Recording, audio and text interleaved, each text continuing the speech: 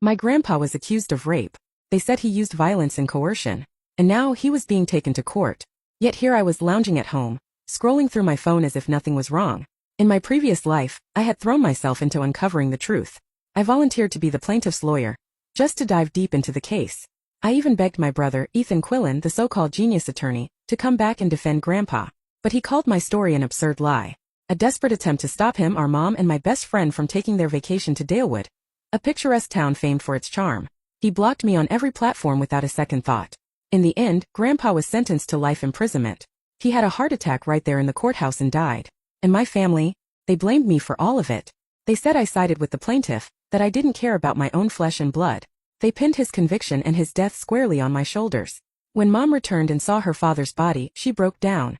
In a blind rage, she got behind the wheel, ran me over and ended my life. When I jolted awake, drenched in sweat, I realized I'd been given a second chance. I was back. 3 hours before Grandpa was officially charged.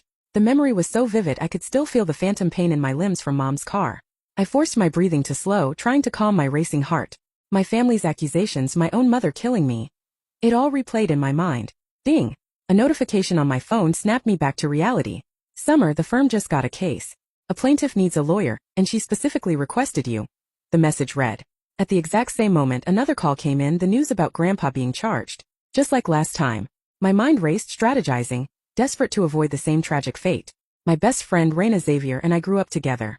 She and Ethan had an old family pact, an arranged engagement from their youth, so my parents and brother always favored her, their perfect future daughter-in-law.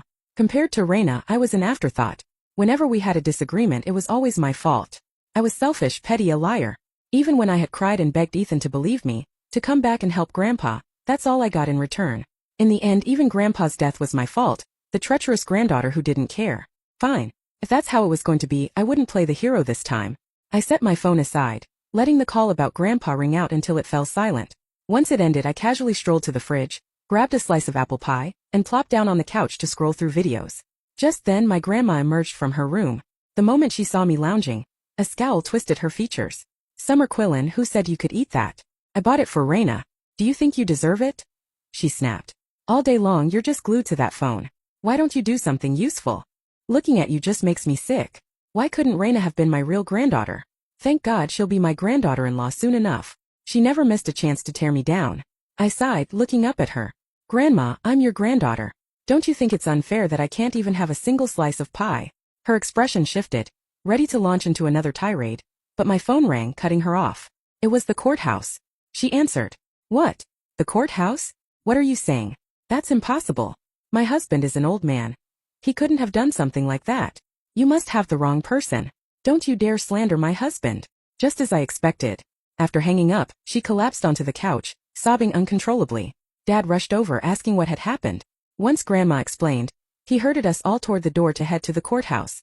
Seeing their frantic expressions, I pretended to be just as clueless and anxious, following them out. Standing at the courthouse entrance, it felt like a lifetime ago.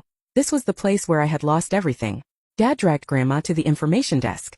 They learned that only a successful defense could save Grandpa. Otherwise, he was facing life in prison. Grandma, her voice trembling, turned to me. What if Summer handles it?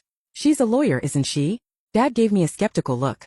Mom, she graduated from some second-tier college. Letting her defend Dad would be a death sentence. Their disappointed glares felt like daggers.